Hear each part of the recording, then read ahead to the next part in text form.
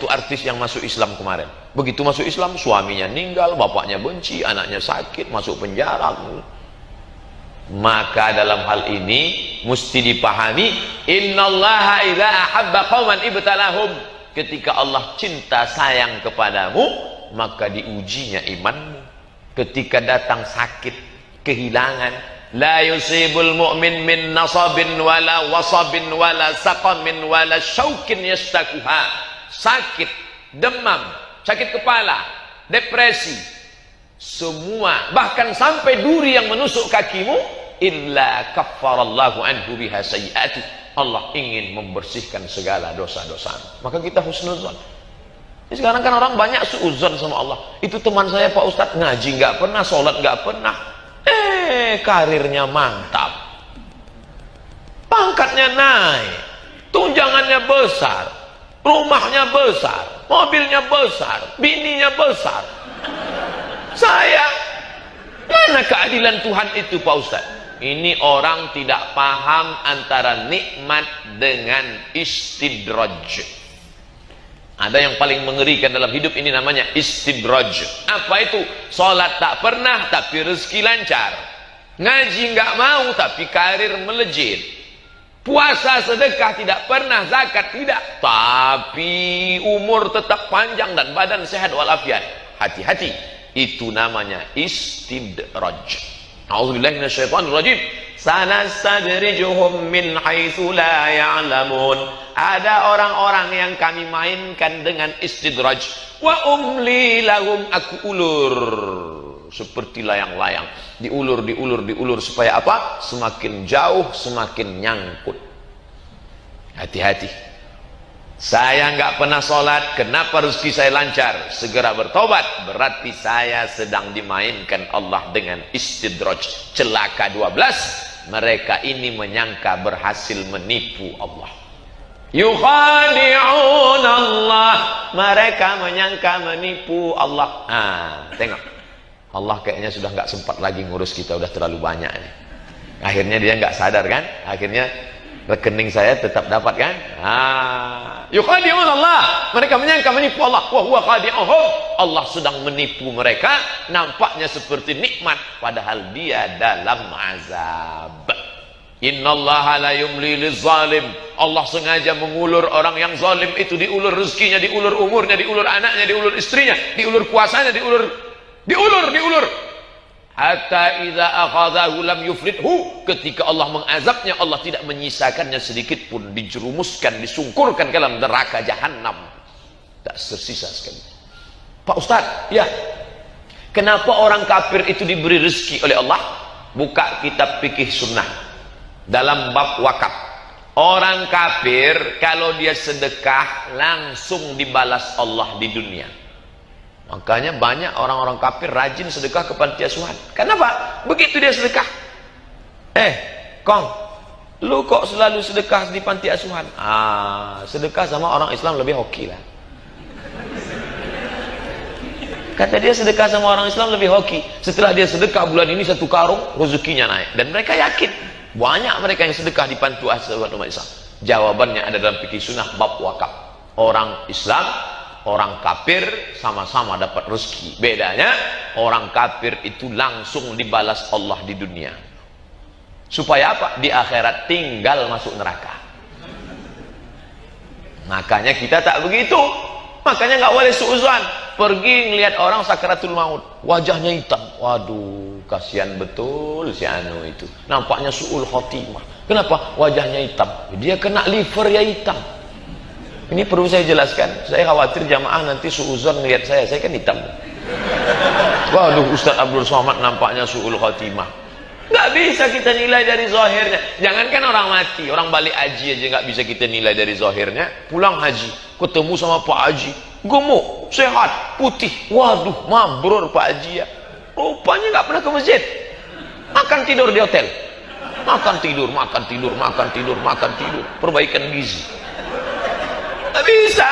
Yang satu pulang dari Makkah kurus, kering, tinggalnya di Aziziyah, lewat terowongan, jalan kaki, jauh. Begitu pulang, waduh, tak ada tanda-tanda kemabruran nampaknya. Nggak bisa. Makanya kita tidak boleh suuzan. Nahnu nahkumu bizzawahir. Kita hanya menilai dari zahir. Wallahu yatawalla sarair. Allah yang menghukum segala rahasia manusia di hadapan Allah SWT. Jangan suuzon. Ya ayyuhalladzina amanu, wahai orang beriman, ijtanibu, jauhilah katsiran minazzan, prasangka. Sabar level 3, sabar dalam ujian. Siapakah yang paling sabar dalam ujian? Tidak ada kesabaran melebihi sabarnya Ibrahim. Loh, kok dari tadi Ustadz Ibrahim? Nampaknya Ustadz ini datang jauh-jauh gak punya bahan lagi selain Ibrahim. Kita kan momennya kurban. Ibrahim, gimana ujian Ibrahim? Ibrahim diuji mendapatkan seorang bapak bernama Azar. Kerjanya apa? Buat berhala. Bukan nyembah berhala, buat berhala. Semua berhala yang buatan Bapak Ibrahim ditulis made in Azar. Azar itu kerjanya tukang buat berhala. Azar Corporation, khusus untuk patung-patung berhala.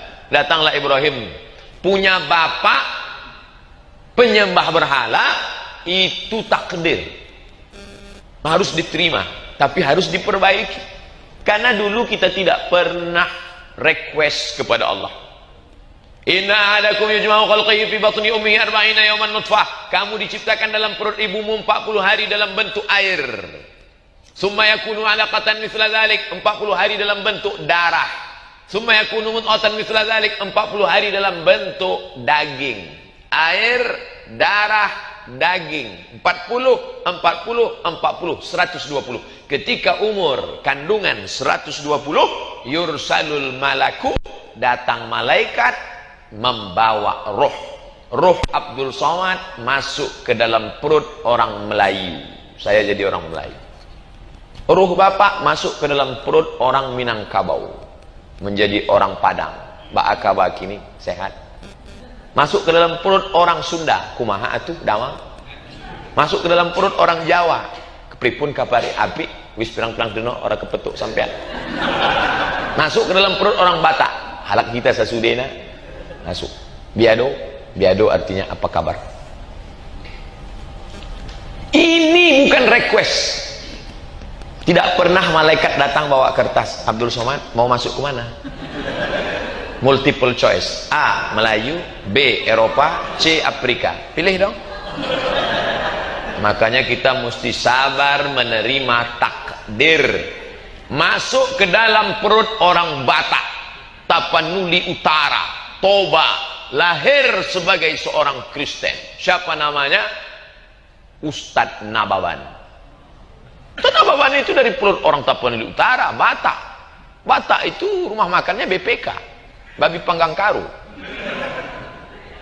Tapi setelah dia lahir ke dunia, mencari hidayah. Bedakan. Lahir dari rahim perut orang kafir itu takdir, tapi menjadi kafir pilihan. Hati-hati. Masuk ke dalam perut orang Cina, putih, ganteng, tapi kafir. Siapa dia? Ustadz Felix Xiao. Masuk ke dalam perut Cina kafir, itu takdir, tapi menjadi kafir pilihan. Kapan kita mengatakan ini pilihan, ini tidak? Ketika tidak bisa dipilih menurut akal, maka itu adalah takdir. Tapi hari ini saya dengan penuh kesadaran untuk memilih antara kamput dengan air putih. Bayangkan andai di depan saya ada dua pilihan, maka saya saat ini memilih. Pilih mana? Maka saya dengan kesadaran saya pilih gelas yang ini. Tulisannya P3B Jawa Bali, halal. Tapi saya tak bisa dengan penuh kesadaran saya pilih kamput, habis itu saya minum, lalu saya mabuk. Ketika ditangkap, kamu kenapa mabuk? Tuhan mentakdirkan saya minum kamput. Ente dihukum 2 kali. Pada masa Umar bin Khattab ini orang dihukum 2 kali. Orang minum khamar dihukum 40 kali cambuk. Dia dihukum lebih. Begitu selesai dia marah. Kenapa saya dihukum lebih? 40 untuk minum khamar, lebihnya bonus. Karena ente berani ngomong takdir tanpa ilmu. Ini sekarang orang banyak menggunakan kata sabar level 3 untuk menyelewengkan ajaran Islam. Anak mahasiswa pulang kampung bawa transkrip nilai IP 2,0. Pa, ini IP transkrip nilai. Kok 2,0? Pa, sabar ya, ini musibah dari Allah. Papa ngaji kan? Nah, sabar itu Pak, kata Ustadz Somad level 3 nih. Sabar ya. Dia pilihan untuk dapat IP 3,7 dengan 2,0 pilihan. Yang bersungguh-sungguh dapat.